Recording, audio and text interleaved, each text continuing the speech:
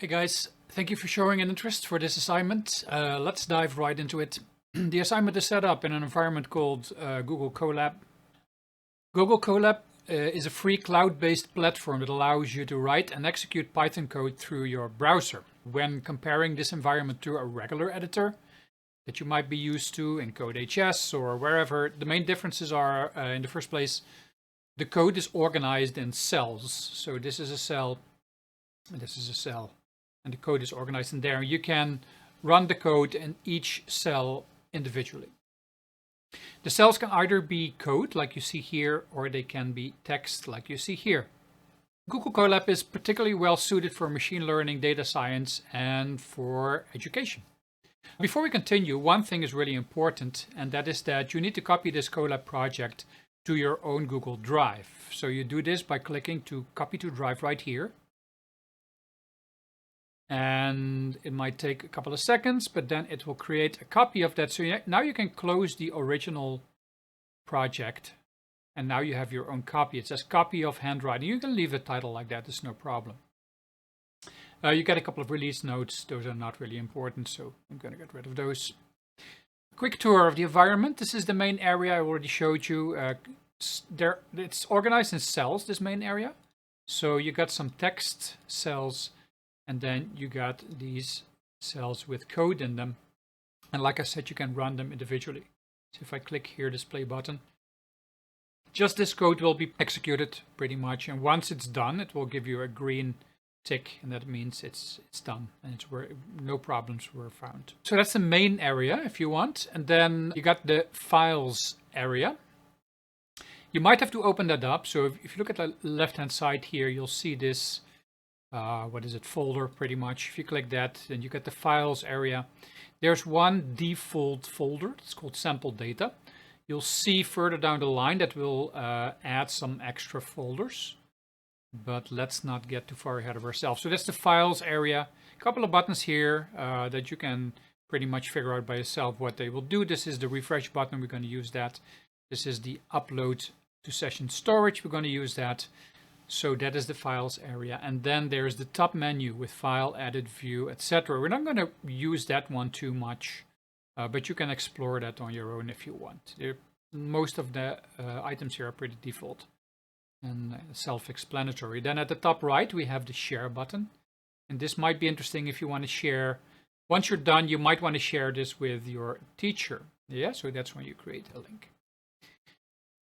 So to get started, just read through everything here. It's not that much text, and it's quite important that you understand what is said here.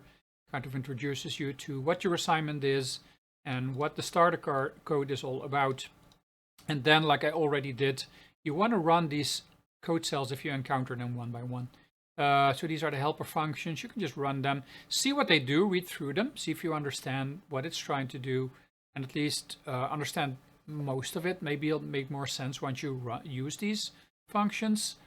Then yeah, it's really a matter of reading through the text cells and executing the code cells. This is a special cell. If you run this code, this is the last one I'm going to show you, the rest is really up to you to follow along with.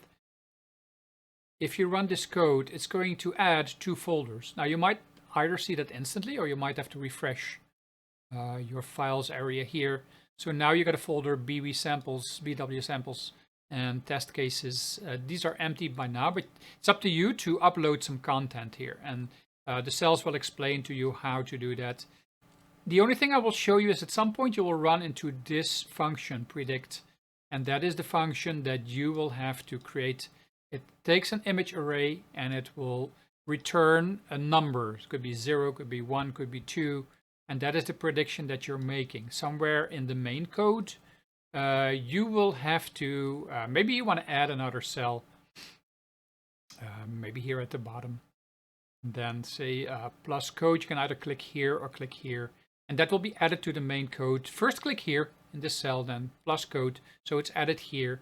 And then maybe you want to call your function predict. By the time you understand what you have to do and you created this function, you can call the function a couple of times. And the only thing you're going to need is some test cases.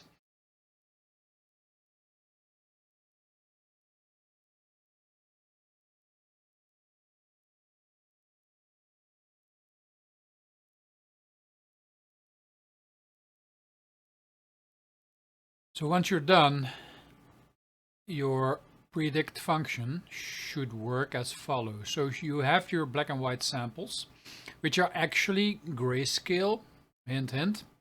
So you might want to convert that to actual black and white, but I'll leave that up to you. You can do that in your predict function. Now my predict function is ready, and what I'm going to do is I'm going to say input file path test cases for.pmp. The test cases are in this folder, and I just randomly pick 2, 3, 4, and 6.